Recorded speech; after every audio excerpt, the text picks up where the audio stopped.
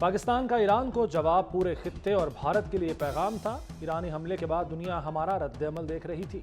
निगरान वज़ीर-ए-आज़म अनवर अल-हक काकड़ का निजी टीवी को इंटरव्यू। कहा, ईरान को जवाब न देने का ऑप्शन ही नहीं था। पाकिस्तान के इक़दाम को पूरी कौम ने सपोर्ट किया। क्रेडिट पाक फौज की क़यादत को जाता है। ईरान के इक़दाम की मंतिक समझ नहीं आई।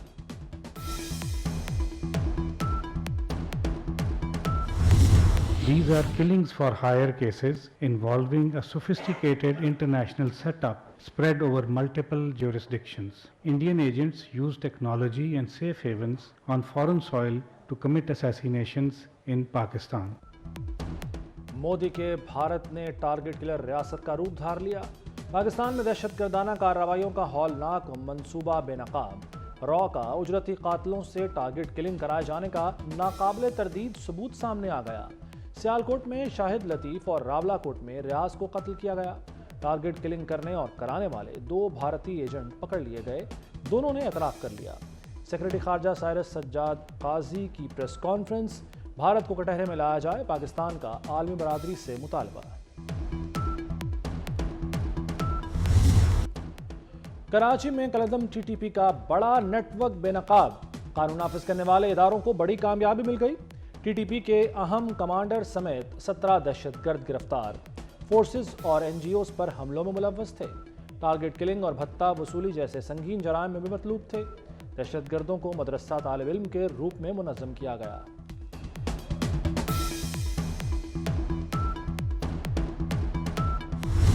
नवाज शरीफ के दौर में 2013 से लेकर 18 तक ना इस्लामाबाद में ना पंजाब में कोई सियासी कैदी नहीं था। जो जाती जेलें हैं उनके खात्मे का भी वो ऐलान करें। बच्चों और बच्चियों को और ख़वातीन को लेके उनके साथ जुल्म और तशद्दुद होता है।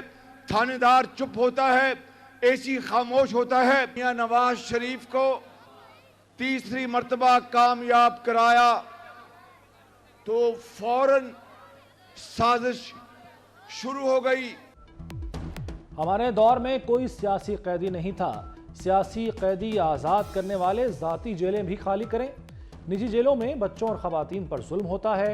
मज़ालिम पर थानेदार और असिस्टेंट कमिश्नर खामोश रहता है। मंडी बहाउद्दीन के जलसे में शहबाज शरीफ का नाम लिए बगैर बिलावल पर तंज। कहा, नवाज शरीफ तीसरी बार वज़ीर-ए-आज़म बने तो साजिश शुरू हो गई। लॉन्ग मार्च किसने किया और कराया अवाम सब जानते हैं। सनतें चल पड़ी लेकिन नवाज शरीफ का तख्ता उलट दिया गया।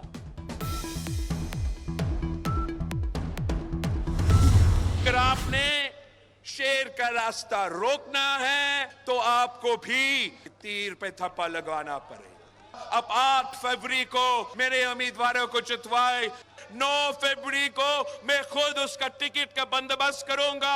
एवनफील्ड अपार्टमेंट्स पे लंदन पे ये वापस चला जाएगा इंशाल्लाह। 8 फरवरी को तीर जीतेगा, 9 को शेर लंदन जाएगा। शेर को ticket कटवाकर Avenfield apartment भिजवाऊंगा। Bilawal Bhutto की गुजरात के इंतखाबी जलसे में ललकार।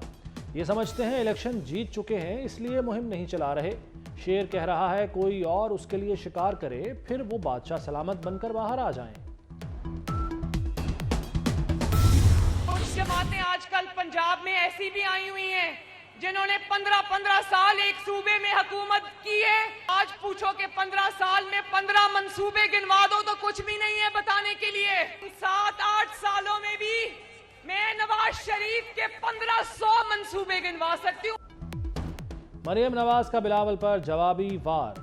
15 साल हुकूमत करने वाले 15 मंसूबे नहीं बता सकते। मैं नवाज शरीफ के 1500 मंसूबे बता सकती हूँ।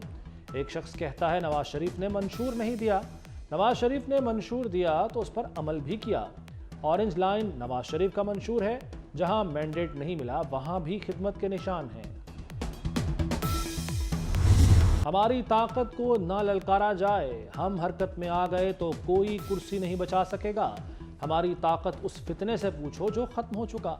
मौलाना फजलुर रहमान जलाल में आ गए। कहते हैं कोई पार्टी या शहरी मुल्क को नुकसान नहीं पहुंचा सकता सिवा एक फितने के जो मुल्क तबाह करने आया था। मईशत को बाकायदा मनसूबाबंदी से गिराया गया।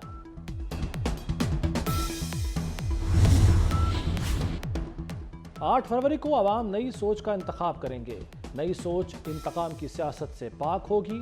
کاش ہماری سیاست میں بھی سپورٹس مین اسپرٹ ہوتی۔ آصفہ بھٹو نے کراچی میں کرکٹ کی سندھ پریمیئر لیگ کا افتتاح کر دیا۔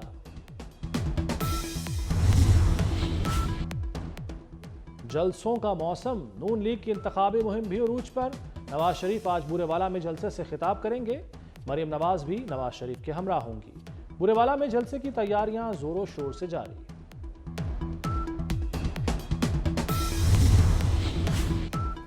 ججوں کے خلاف سوشل میڈیا پروپیگنڈا، JIT نے 500 سے زائد اکاؤنٹس کا فورنزک آڈٹ شروع کر دیا۔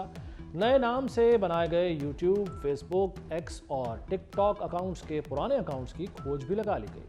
فورنزک آڈٹ میں اہم شخصیات کے سوشل میڈیا اکاؤنٹس بھی شامل، ڈیلیٹ شدہ ڈیٹا بھی ریکور کر لیا گیا۔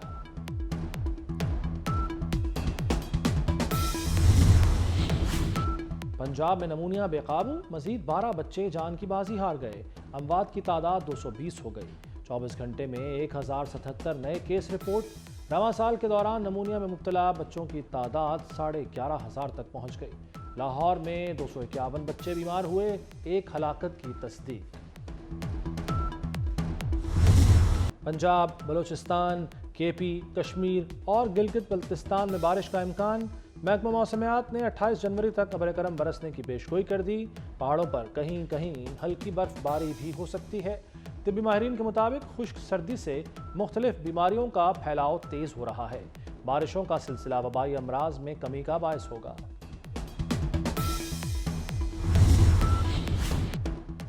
وزیر اعلیٰ محسن نقوی کی روزہ رسول صلی اللہ علیہ وآلہ وسلم پر حاضری، نوافل ادا کیے، پاکستان کی ترقی اور استحکام کے لیے دعا مانگی، کشمیری اور فلسطینی بھائیوں کی آزادی کے لیے خصوصی دعائیں۔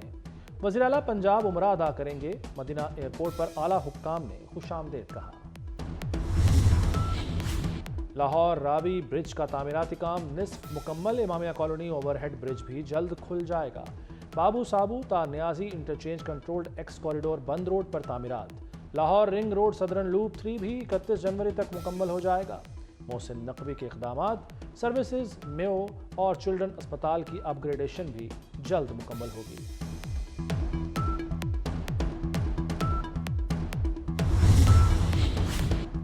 واگا بارڈر کے پریڈ گراؤنڈ کی توسیع کا منصوبہ، ڈیزائن میں تبدیلی کے بعد لاگت میں 60 کروڑ اضافہ۔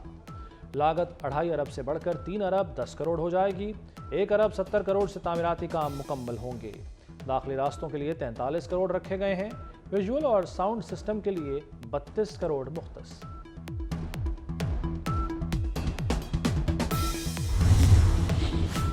منشیات سے پاک پاکستان کی طرف ایک اہم قدم۔ داتا دربار اسپتال کا انتظام اینٹی نارکوٹکس فورس کے سپرد کرنے کا معاہدہ۔ تقریب میں وزیر اعلیٰ Mohsin Naqvi, corps commander Lahore lieutenant general Syed Amir Raza کی خصوصی شرکت۔ ANF داتا دربار اسپتال کی تعمیر و بحالی اور اپ گریڈیشن کرے گی۔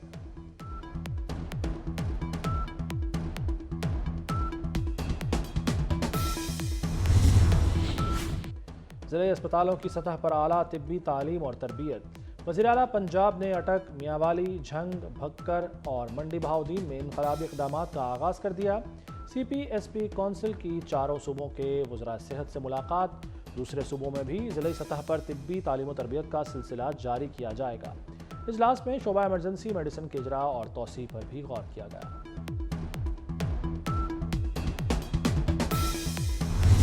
انٹر میں طلباء کے فیل ہونے کا معاملہ، جماعت اسلامی کا بورڈ آفس کے سامنے دھرنے کا اعلان۔ حافظ نعیم الرحمان نے کراچی بورڈ کے نتائج کو تعلیمی دہشت گردی قرار دے دیا۔ کہتے ہیں 11ویں جماعت کے طلباء کو جان بوجھ کر فیل کیا گیا۔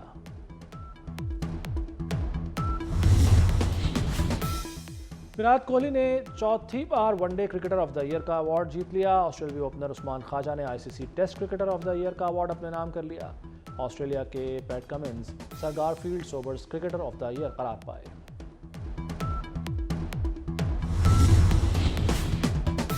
اور آزاد کشمیر کی تاریخ میں پہلی بار 2 بہنیں باکسنگ چیمپئن بن گئیں۔ شیخ مہنور ملت اور شیخ کرن ملت نے نیشنل کک باکسنگ چیمپئن شپ جیت لی۔ دونوں بہنوں کا تعلق بیگم خورشید لرننگ اسکول سے ہے۔ طالبات نے لاہور میں منعقدہ چیمپئن شپ میں آزاد کشمیر کی نمائندگی کی۔